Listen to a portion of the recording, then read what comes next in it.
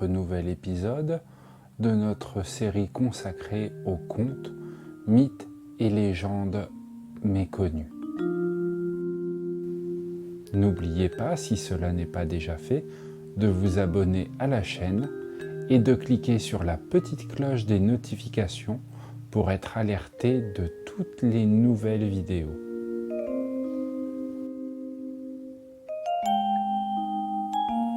Merci à Abdel pour la musique. Vous allez pouvoir écouter aujourd'hui un nouveau conte dit par Eric.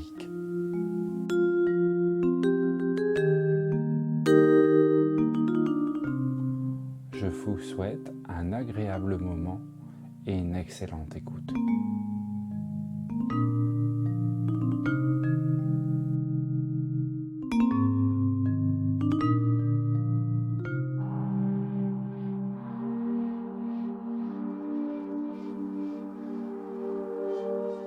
Sanen Netaro, l'enfant qui dort continuellement.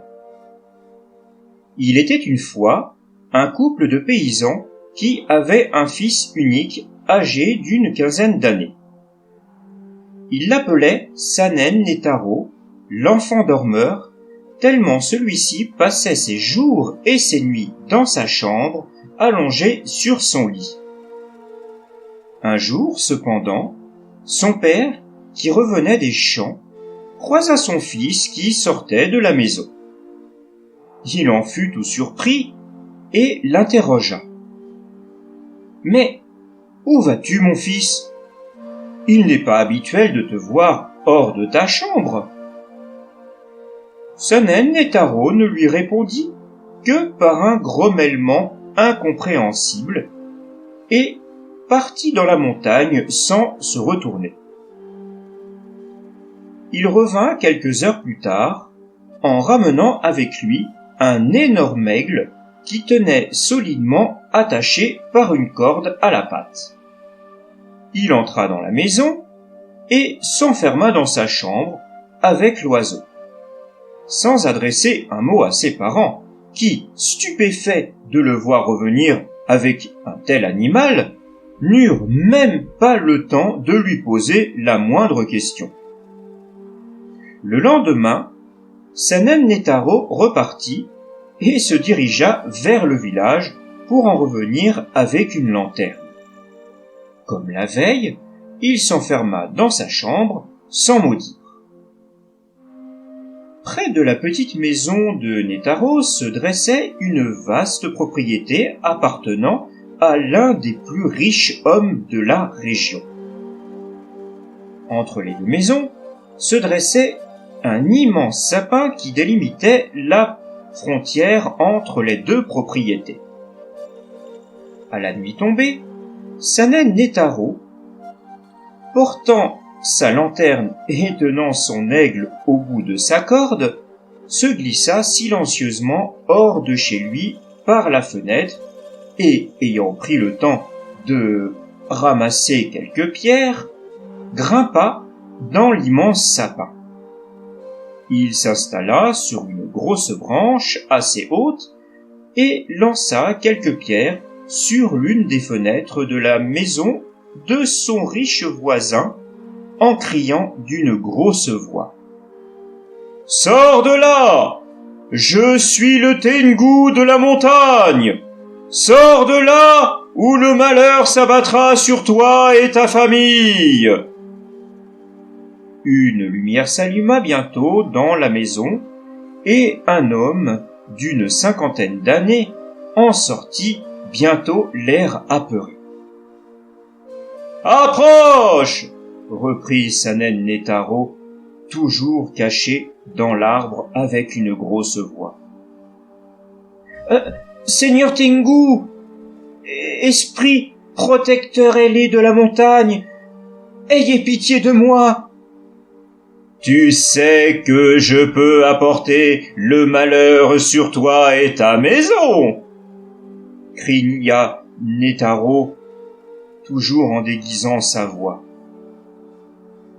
« Je ferai tout ce que votre grandeur me demandera, mais Je vous en supplie de ne pas abattre votre châtiment sur ma maison, Seigneur Tengu, supplia l'homme, la peur dans la voix. Feras-tu réellement tout? Oui, Seigneur Tengu. Alors, il faudra que tu offres en mariage ton unique fille au fils de ton voisin, au jeune Netaro. Si tu agis ainsi, le bonheur sera des tiens. Sinon, c'est le malheur qui accablera ta maison et ta famille. Je le ferai, Seigneur Tengu, reprit l'homme, toujours effrayé des menaces du Tengu. Il faut me le promettre. Oui, je vous le promets, Seigneur Tengu. Bien. Si tu n'obtiens pas ta promesse, je reviendrai pour te châtier, s'écria Sanen Netaro, toujours avec sa grosse voix, en accrochant solidement la lanterne à la patte de l'aigle grâce à la corde. Sanen Netaro lança ensuite l'aigle, qui, libéré, s'envola vers le sommet de la montagne, emportant derrière lui la lanterne toujours attachée à sa patte. Le voisin suivit longtemps des yeux la lueur qui s'éloigna dans le ciel et soupira de soulagement en croyant réellement que le Tengu venait de repartir dans la montagne. Il rentra chez lui rapidement, laissant le silence de la nuit reprendre ses droits dans le jardin. Sanen Netaro descendit de son arbre après quelques minutes et, repassant par la fenêtre, se glissa dans sa chambre silencieusement et retourna se coucher. Dès le lendemain, les parents de Sanen Netaro virent arriver leur voisin qui demanda à marier sa fille unique à leur fils. Les parents acceptèrent plus qu'honorés de cette proposition plus qu'avantageuse. Le mariage fut fixé rapidement et eut lieu quelques semaines plus tard. Les parents de Sanen Netaro furent à la fois surpris et émerveillés en constatant que leur fils, après son mariage, changea du tout au tout. D'un garçon qui dormait sans cesse, il était devenu un homme travailleur et volontaire. Avec sa femme, ils creusèrent pendant plusieurs mois un canal pour dévier le cours d'une rivière, ce qui, une fois fini, amena de l'eau jusqu'au village, permettant aux habitants de disposer d'eau en permanence pour leur cultivation.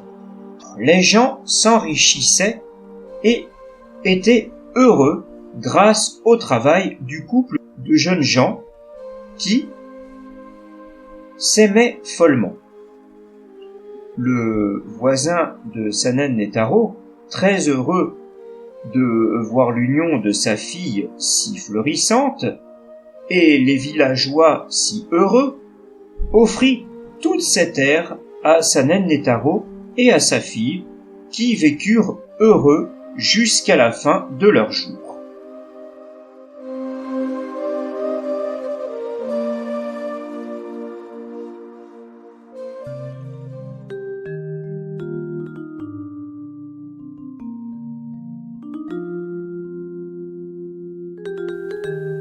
Cet épisode touche à présent à sa fin.